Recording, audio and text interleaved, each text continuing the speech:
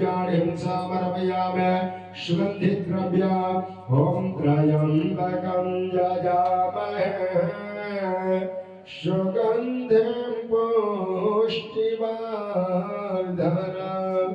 उर्वारुकमिव बन्धनान् मृत्योर्मोक्षीयमामृतात् श्री भवानी शंकर महारुद्र देवता श्री बाबा संगमेश्वरनाथाय नमः श्री सुगंधि द्रव्यं समर्पयामि अम्मा ब्राह्मणो समखमासेदमाहो राजन्यः कृतः ओढोतदश्वजनवैश्यः पदव्यागोसोद्र अजाय महारुद्र देवताभ्यो नमः पुष्प पुष्पमाचाल्यं दर्वांकुरं शमीपत्राणि बिल्वपत्रं समर्पयामि नाना परिमल्य ओम ऐरेव भोगः प्रजयति बाहुं जायहेतिं परिभाग्यमानः हस्तग्नो विषवापयुनानि विद्वान्पमान्पमाग्यो संपरिपादो विश्वतः श्री भगवान।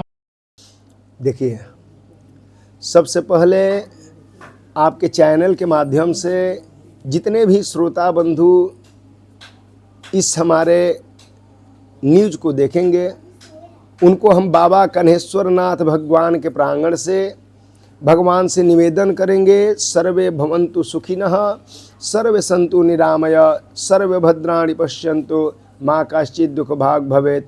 भगवान से निवेदन करेंगे सभी भक्त लोग के घर पर सुख शांति समृद्धि बना रहे।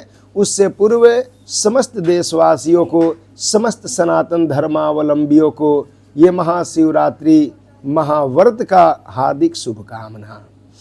और आप लोग से बतला दें, ये हर एक साल की भांति ये दोनों जो महाशिवरात्रि है, ये श्रावण का और फाल्गुन का, ये फाल्गुन के महाशिवरात्रि आज के महाशिवरात्रि का एक अलग ही प्रमाण है। परमात्मा की कृपा से गंगा तरंग रमणीय जटा कलापम गौरी निरंतर विभूषित वाम भागम नारायण प्रियमनंग मदापहारम वाराणसीम पुरपतिम भज विश्वनाथम। आप लोग से बतला दें कि भगवान भोलेनाथ का आज ही के दिन सर्वप्रथम शिवलिंग की स्थापना हुआ था। आज ही के दिन कुछ लोग कह रहे हैं कि बाबा का वर्षगांठ, हाँ बतला रहे हैं, इस पर भी चर्चा होगा।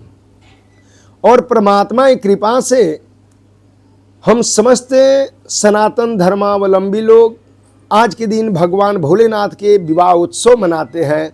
आज के दिन भगवान भोलेनाथ का विवाह भी हुआ था, परंतु हमने एक ऐसा प्रमाण देखा कि उसमें लोग बतला रहा था, उसमें पुस्तक में लिखा हुआ था, अंकित था, ये बैसाख मास के शिवरात्रि को भगवान का विवाह उत्सव मना था। परंतु हमारे अन्य पुराणों के साथ हमारे अन्य ग्रंथों का जितना भी ये कहना है, आज ही के दिन फाल्गुन कृष्ण पक्ष त्रयोदशी तिथि भगवान भोलेनाथ का विवाह उत्सव, इसलिए हम लोग धूमधाम से इस महाशिवरात्रि को मनाते हैं हर एक साल। जी अच्छा, ये बताइए कि मंदिर कब का है, कब से हम पूजा अर्चना करवाते आ रहे हैं? देखिए, यहाँ तो पूजन अर्चन लगभग विगत 10 साल हो गया होगा, 10 साल कुछ 7वां साल है, विगत 7 साल की 7वां साल प्राण प्रतिष्ठा ये दिया गया। हाँ, ये प्राण प्रतिष्ठा। और आपसे एक बात और निवेदन कर दें, ये चैनल के माध्यम से जितने भी भक्त लोग हैं इस चैनल को देख रहे हैं, बतला दें, जा पर कृपा राम की हुई ता पर कृपा करे सब कोई। ये परमात्मा भोलेनाथ का कृपा, हमारे आशुतोष प्रभु का कृपा जिन जिन भक्त पर हुआ उनका कल्याण हुआ और कल्याण होते ही रहता है। यहाँ पर जितने सारे ब्राह्मण लोग आते हैं, ब्राह्मण देवता हमारे यहाँ इस मंदिर में बाबा संगमेश्वर नाथ भगवान में, बाबा संगमेश्वर नाथ भगवान के प्रांगण में मात्र मनुष्य एक बार जो आ जाता है वो पूरे जीवन के लिए इनका दास बन जाता है। और यहाँ इस प्रांगण का तो एक ही विशेषता है, यहाँ भक्त लोग एक मांगता है तो 2 मिलता है, जो 2 लोग मांगता है उसे एक ही मिलता है। और इस दरबार का एक ही सबसे बड़ा प्रमाण है, जो कोई कुछ नहीं मांगता उसे भर खजाना भर मिलता है। तो समस्त भक्त लोग का कल्याण हो, परमात्मा से कृपा, परमात्मा से निवेदन करेंगे। और जितने भी भक्त लोग यहाँ पर आकर के सच्चे मन से, सच्चे निष्ठा से जो भी निवेदन भगवान से कर दें, उनकी मनोकामना अवश्य पूर्ण होती है। शुभकामना यही है कि हमारे परिवार, हमारा गांव, हमारे आस पड़ोस सारे लोग सुखी से रहें और भगवान संगमेश्वर नाथ की कृपा उन पर बनी रहे। अच्छा ये बताइए कितना विगत पुराना मंदिर है यहाँ पर शिवाला? ये मंदिर हमारे बड़े पिताजी रामकिशोर सिंह का स्थापना किया हुआ मंदिर है। और जब वो नेव माने कहा जाए कि कुर्सी तक बना ही था तो स्वर्गवास हो गए। उसके बाद 27 साल तक इस मंदिर में कोई हमारे परिवार का, एक दो बार पापा माने कोशिश किए कि बने, लेकिन नहीं बन पाता था, कोई ना कोई बाधा आ जाती थी। लेकिन हमारे पापा के गुज़रने के बाद में जब हम लोग बक्सर से आरा शिफ्ट किए तो गांव पर जब हम लोग आते थे तो इस जगह को देख के मतलब थोड़ा सा ये होता था कि हमारे पूर्वज लोग ये किए और हम नहीं कर पा रहे हैं। आपको कैसे आस्था जगा कि यहाँ पर मंदिर का विकास होना चाहिए, शिवाला बैठाना चाहिए? ये विकास होना चाहिए या शिवाला बनना चाहिए, मेरा आस्था नहीं था।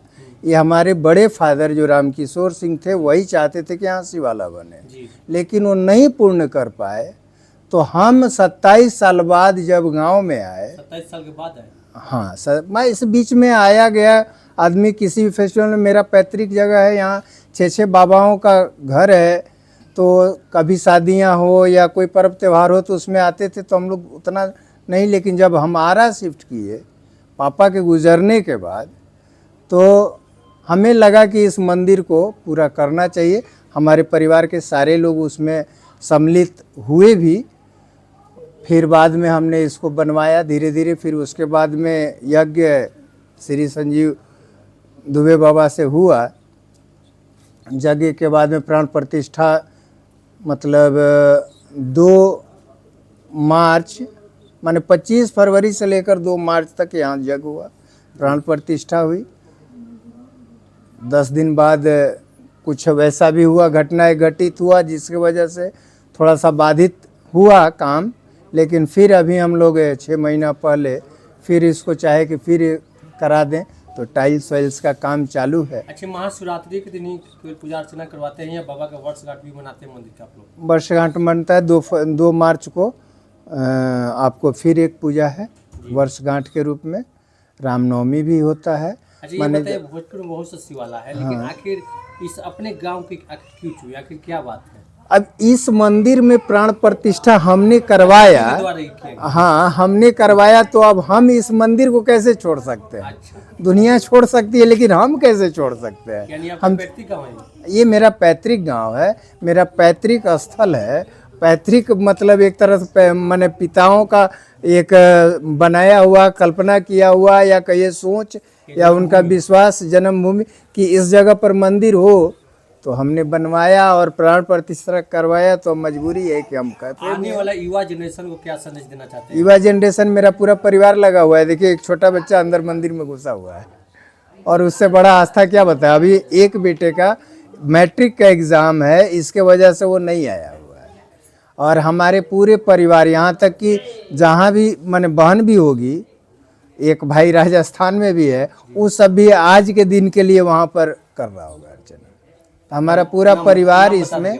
हमारा नाम विनोद कुमार और ग्राम कणारी,